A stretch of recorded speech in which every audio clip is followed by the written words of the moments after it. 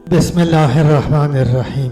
نبی اقدس صلی اللہ علیہ وسلم فتح مکہ کے سفر کی تیاریوں میں مصروف تھے اور ابھی سفر نہیں فرمایا تھا کہ ایک واقعہ پیش آ گیا۔ اس کو حضرت علی رضی اللہ عنہ اپنی زبانی کچھ اس طرح فرماتے ہیں: سرکار دو جہاں صلی اللہ علیہ وسلم نے مجھے زبیر بن العوام اور مقداد بن اسود کو ارشاد فرمایا کہ ایک عورت روضۃ الخاق یعنی مدینہ شریف اور مکہ مکرمہ کے درمیان ایک مقام ہے، اس میں سفر کر رہی ہے اور اس کے پاس ایک مکتوب ہے، وہ آپ لوگ اس سے لے کر یہاں لے آئیں۔ چنانچہ ہم لوگ فوراً سواریوں کو دوڑاتے ہوئے روضۃ الخاق جا پہنچے اور دیکھا کہ ایک عورت تیز سواری پر سفر کر رہی ہے۔ ہم نے اسے روک کر کہا کہ وہ خط جو کہ تیرے پاس ہے وہ نکال کر ہمیں دے دو، تو اس نے سچ معاملہ بتلانے سے پس و پیش کیا،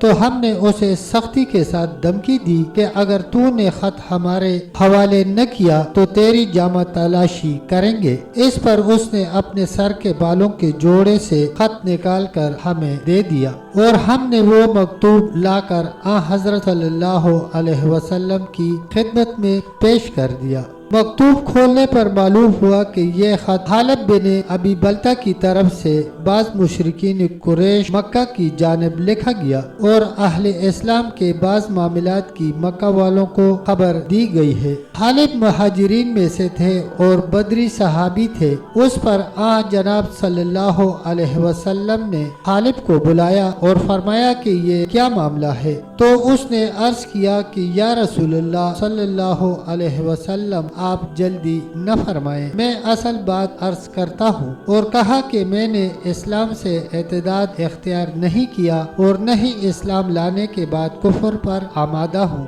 بات یہ ہے کہ میرے بال بچے وہاں قریش میں ہیں اور ان کا کوئی معاون نہیں ہے۔ باقی مہاجرین کی کچھ نہ کچھ قرابت داریاں ہیں جن کی بنا پر وہ لوگ ان کے اہل و عیال اور مال و اشارے کی رعایت کرتے ہیں۔ ان حالات میں میں نے ان پر ایک احسان قائم کرنا چاہا ہے جس کی بنا پر وہ میرے قرابت والوں کی رعایت کریں گے۔ یہ جواب سماعت فرما کر سردار دو جہاں صلی اللہ علیہ وسلم نے ارشاد فرمایا کہ حاتب رضی اللہ عنہ صحیح معاملہ پیش کر دیا، اس لیے اس سے کچھ تعارض نہ کیا جائے۔ حالانکہ کچھ صحابہ کرام خصوصاً حضرت عمر رضی اللہ عنہ اس کی غلطی کو شدت کے ساتھ محسوس کر رہے تھے اور سزا دینے کے حق میں تھے، جناب صلی اللہ علیہ وسلم نے اس کی معذرت کو قبول فرماتے ہوئے ارشاد فرمایا کہ حاتب رضی اللہ عنہ تو بدری ہیں اور بدریوں کے لیے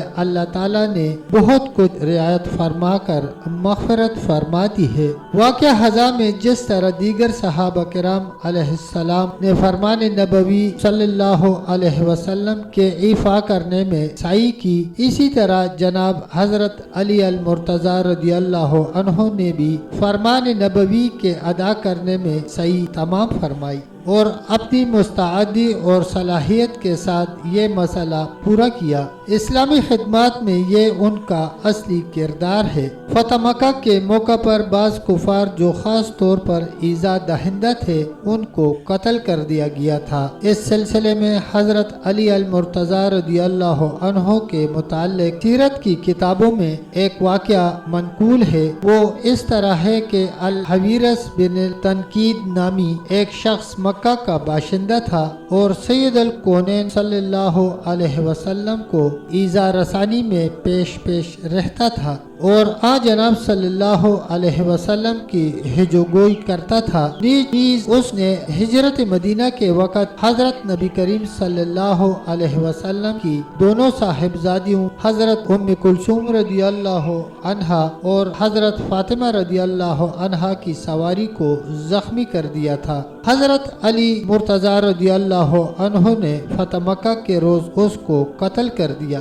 فتح مکہ کے روز حضرت علی المرتضی رضی रदी अल्लाह अन्हो ने अपनी हमशीरा हजरत उम्मे हानी बिनते अबी तालिब के खावन के रिश्तेदारों अल हारिस बिन हशाम और जुबैर बिन उमिया को कत्ल करने का इरादा फरमाया तो हजरत उम्मे हानी रदी अल्लाह अन्हा इस मसले में माना हुई और जनाब नबी करीम सल्लल्लाहु अलैहि वसल्लम की खिदमत अक़दस में हाजिर होकर ये तमाम माजरा जिक्र किया और अर्ज़ या रसूलल्लाह मैंने दोनों खावन के रिश्तेदारों को पनाह दे दी है और अली रदी अल्लाह अन्हो इनको कत्ल करने के दरपे हैं। जनाब सल्लल्लाहु अलैहि वसल्लम ने कमाल शफकत फरमाते हुए फरमाया, ए उम्मे हानी जिसको तूने पनाह दे दी है हमने भी उसको पनाह दे दी है और जिसको तूने अमान दे दी है उसको हमने भी अमान दे दी है। बस अब अली रदी अल्लाह अन्हो बिन अबी तालिब उनको कत्ल नहीं करेंगे। तब तक दोस्तों इतना ही, मिलते हैं नई वीडियो के साथ। तब तक के लिए अल्लाह हाफिज़, अल्लाह निगहबान।